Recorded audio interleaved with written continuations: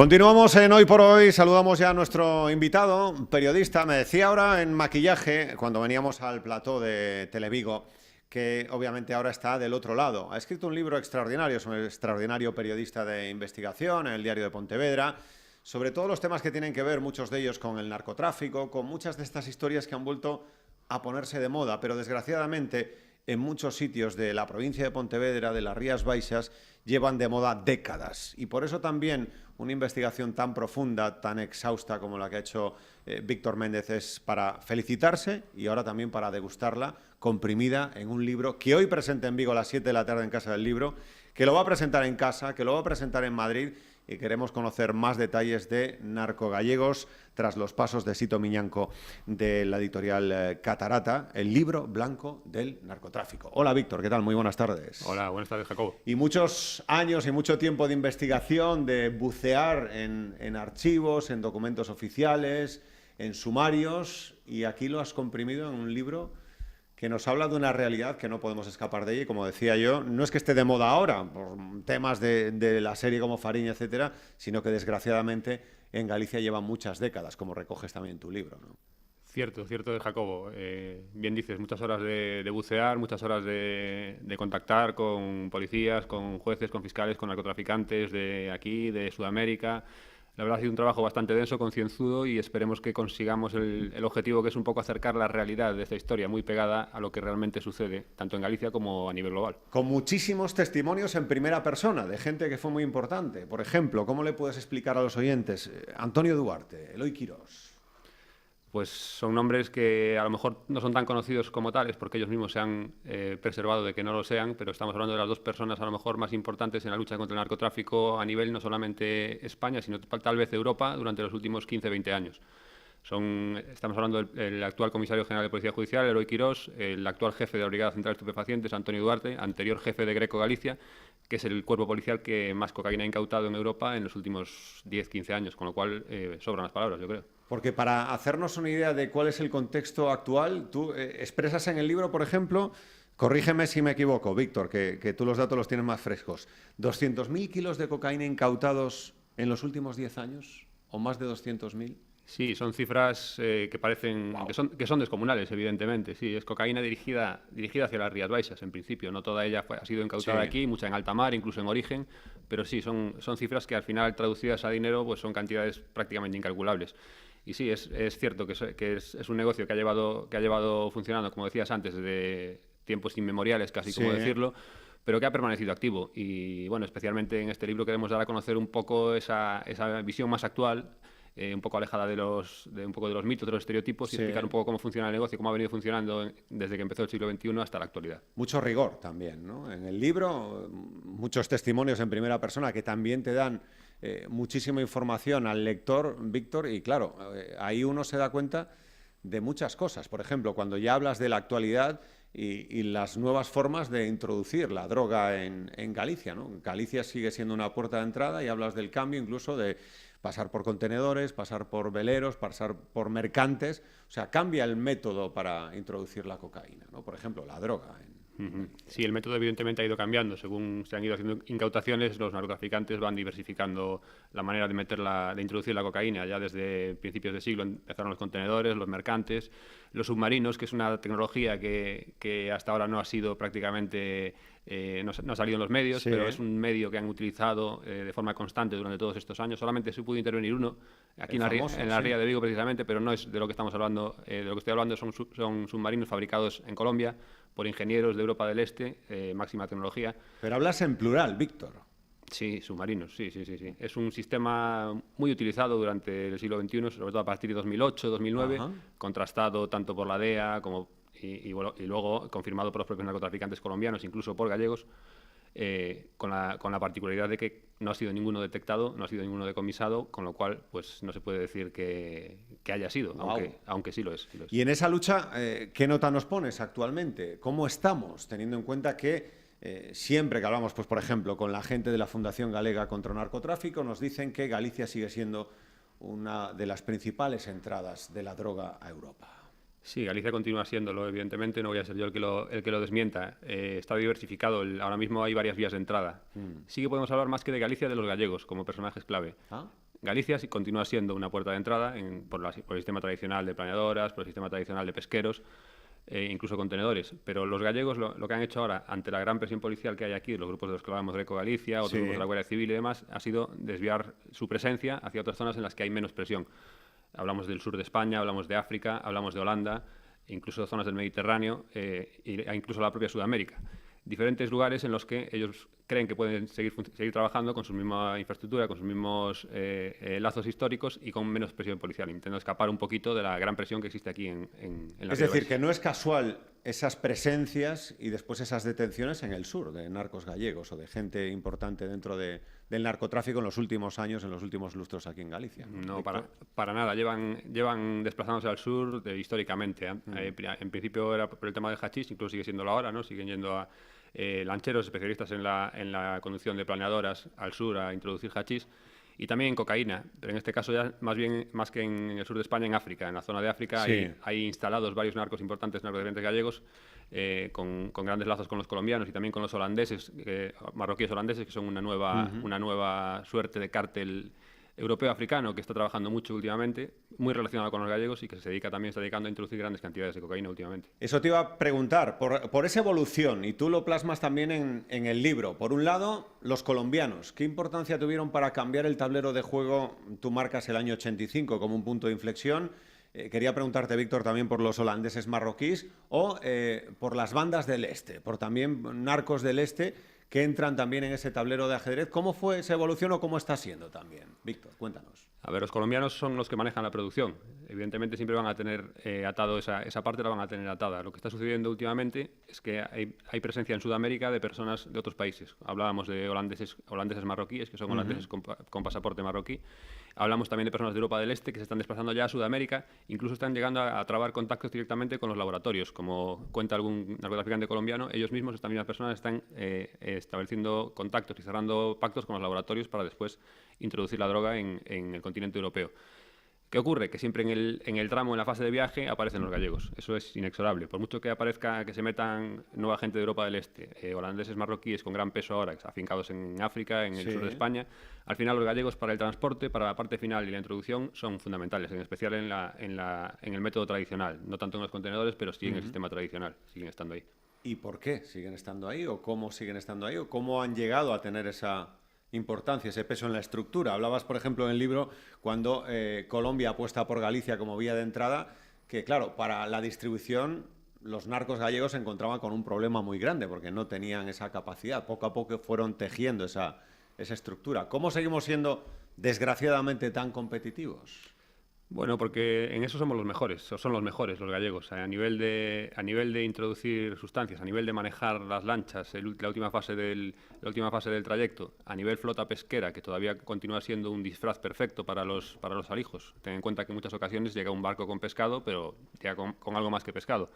Entonces todo eso se mantiene vigente. Los colombianos mantienen toda la confianza en los gallegos porque saben que no les delatan nunca. El gallego cuando cae él, pero no cae el colombiano, cae el gallego. Se come el marrón que se tenga que comer y es otro factor también muy, muy importante para que se mantengan estos lazos. Pero sobre todo el dominio del mar, de las costas, de los métodos de introducción y el manejo de lo que hablábamos, de la última parte del viaje, que es la que les interesa a los colombianos. Tras los pasos de Sito Miñanco, y también relatas en el libro un poco que fue el que rompió las reglas de juego, es decir, los gallegos siempre tenemos esa fama, ¿no? Esos clichés de que somos así más retraídos, más caseros, por decirlo de alguna forma.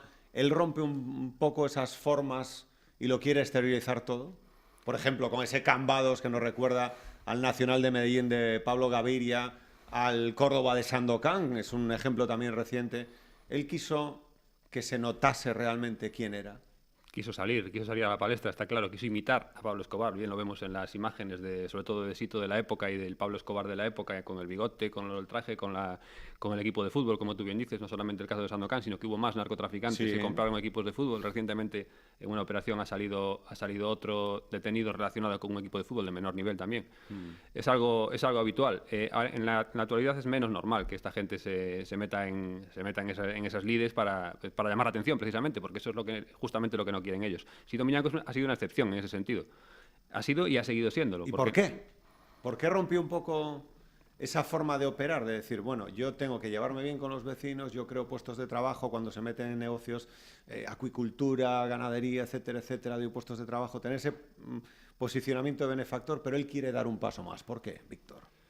A ver, él, lo que dicen los que le conocen es un afán desmedido por dar la sensación de que él puede introducir cocaína cuando quiera. Esa sensación de poder, de capacidad. La capacidad siempre la ha tenido, eso no hay ninguna duda, que siempre la ha tenido.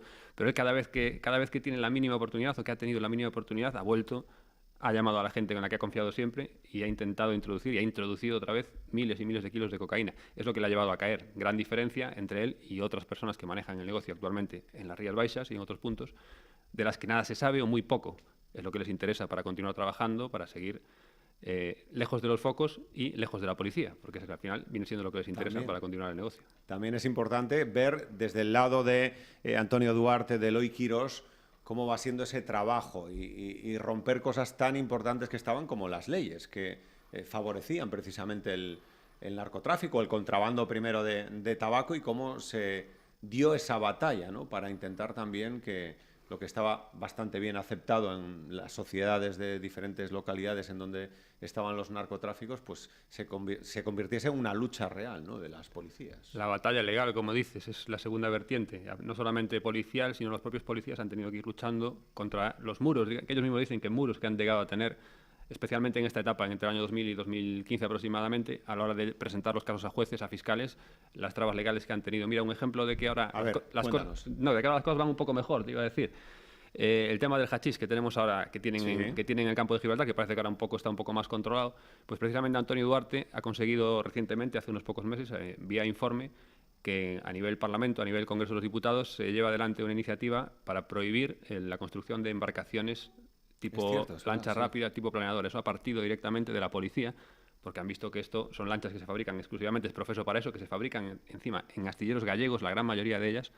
Luego las envían para el sur y las utilizan para el hachís. Pero claro, son lanchas que no sirven para otra cosa, con lo cual pues es una de las maneras que ellos tienen también de poder luchar contra esto. Tienen que ir un paso más allá, promover iniciativas para que esto a nivel legal pues se traduzca en soluciones.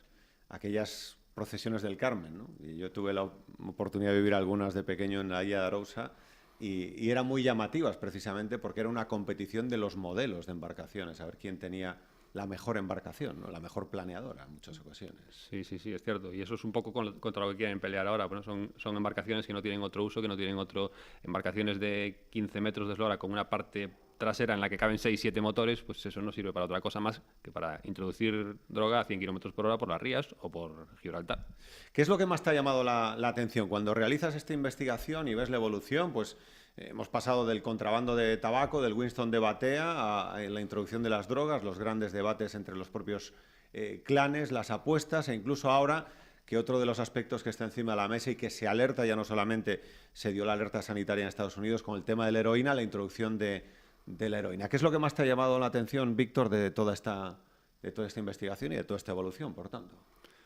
Pues sobre todo las grandes dificultades que hay para llegar a la cúspide de las organizaciones. O sea, la clave es esa, porque hay personas que llevan trabajando en este negocio muchísimos años, pero hablamos de incluso más de una década y que continúan haciéndolo en un segundo plano. Sobre todo eso, a pesar de la gran capacidad de inteligencia con la que cuenta la policía, que dispone de contactos directos con la DEA, con los servicios de inteligencia británicos, con todo lo mejor de lo mejor, y pese a eso, continúa habiendo gente que sigue escapándose de cada una de las operaciones policiales.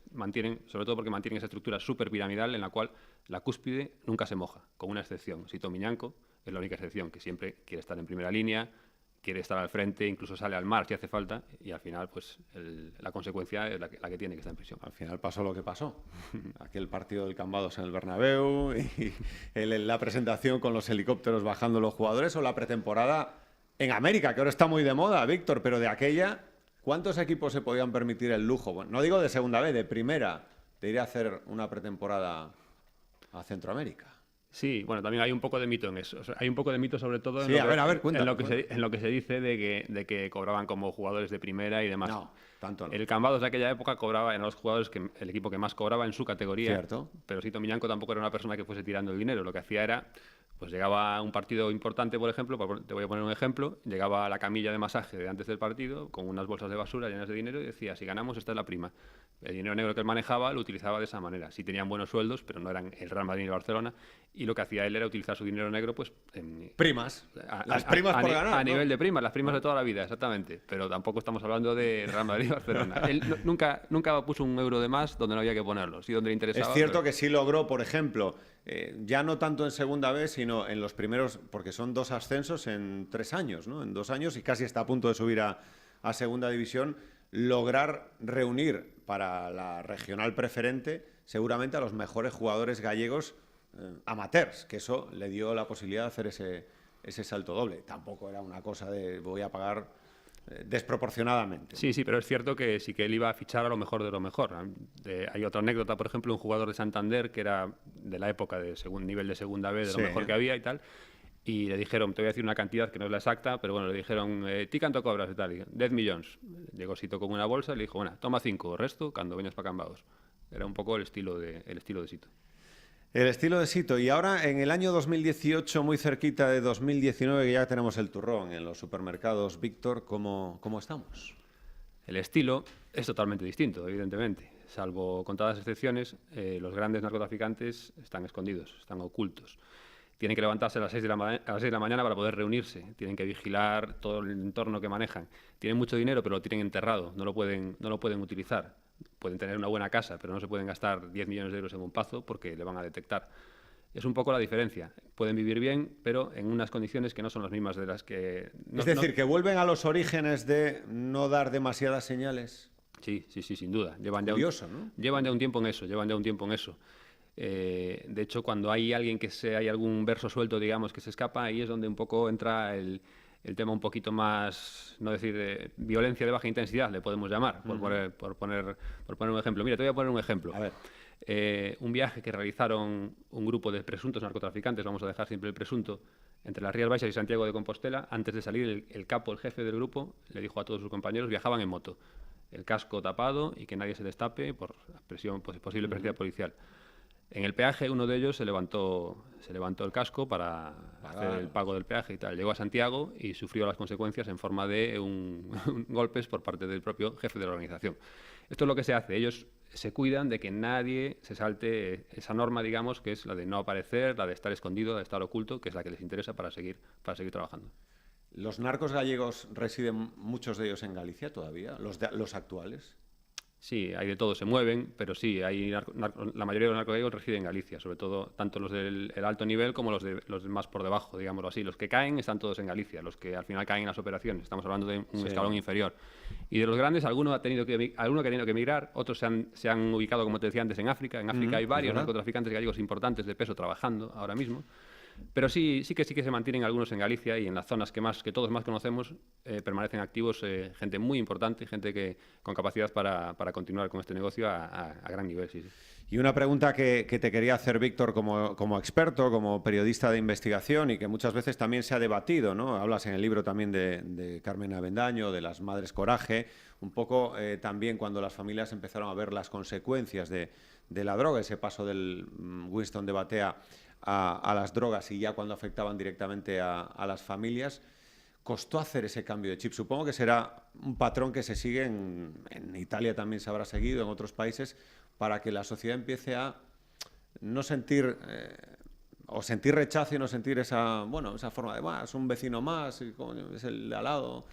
Precisamente, ¿por qué costó tanto en dar ese paso? No se costase tanto. Yo pienso que a nivel global, a nivel sociedad gallega en general, nunca hubo esa aceptación. Sí lo hubo en pequeños núcleos donde ellos llegaban con su capacidad de sobornos, con su capacidad de dar dinero a unos, a otros y tal. En sus círculos más cercanos y en las empresas lo que ellos tenían cerca sí estaba esa aceptación. De hecho, vas hoy en día a Cambados y todavía te dicen chisito y borrapaz. Pero a nivel global en Galicia yo creo que no ha llegado a haber ese problema. Y es verdad que la participación de las Madres Coraje para eso fue fundamental, la visibilización del problema. Existe ahora hoy en día, ya que hablamos de esto, una vertiente que vuelve un poco a preocupar, que tiene que ver con los jóvenes. Sí, jóvenes, los que llamamos millennials, gente que no conoce, que no ha vivido eso de los yonkis en las esquinas, como veíamos en los años 80, tanto en Vigo como en las principales ciudades, en Pontevedra, de la provincia, y que a lo mejor pues banalizan un poco todo esto y ven las figuras en las series de televisión, tanto las sudamericanas como las que ahora se están creando aquí, y hay un poco esa división de opiniones. El otro día, hablando en Radio Pontevedra, también en vuestra emisora, hacían una encuesta en la calle entre jóvenes de esas edades más o menos, y había como disparidad de criterios. Había algunos que decían que ellos jamás trabajarían para Sito, que ese dinero estaba manchado de sangre, pero sin embargo había otros que sí que decían, pues sí, ¿por qué no? Que es dinero fácil, no sé qué. Tenemos ese problema ahora otra vez un poco, tal vez lanzado por la ficción, ¿no? Por el excesivo empleo de la ficción en estos temas y no de la realidad. También, esa realidad que es bueno que se conozca para que no se repita lo que sucedió y que los jóvenes lo vean. Pues Víctor Méndez, muchísimas gracias por estar con nosotros. 7 de la tarde hoy, ¿no? Casa del Libro, presentación de Narco Gallegos, tras los pasos de Sito Miñanco, el libro blanco del narcotráfico, 7 de la tarde. En Pontevedra, ¿cuándo juegas en casa, Víctor? En Pontevedra el día 17, si no me equivoco. Antes iremos a Santiago el día 16. Santiago, ¿y Madrid? Y Madrid el día 22. Anuncio también que esta tarde estará el juez Juan Carlos Carballal conmigo, bien. que es el principal azote del narcotráfico gallego. Cierto. Y bueno, me acompañará, le agradezco desde aquí que me acompañará en esta presentación. Pues una presentación, sin lugar a dudas, con el juez Carballal muy, muy importante. Enhorabuena por el libro y mucho éxito, Víctor. Muchas gracias, Juan. Gracias por estar con nosotros. Gracias. Hacemos un alto y volvemos. Tenemos que volver a Bruselas con Marci Varela. Tenemos las peores canciones de nuestra vida. Hoy Agus Alejos, a ver con qué nos sorprende. Y también vamos a hablar, lo hará Mauro Picatoste, de un musical que viene a Vigo, musical en galego además.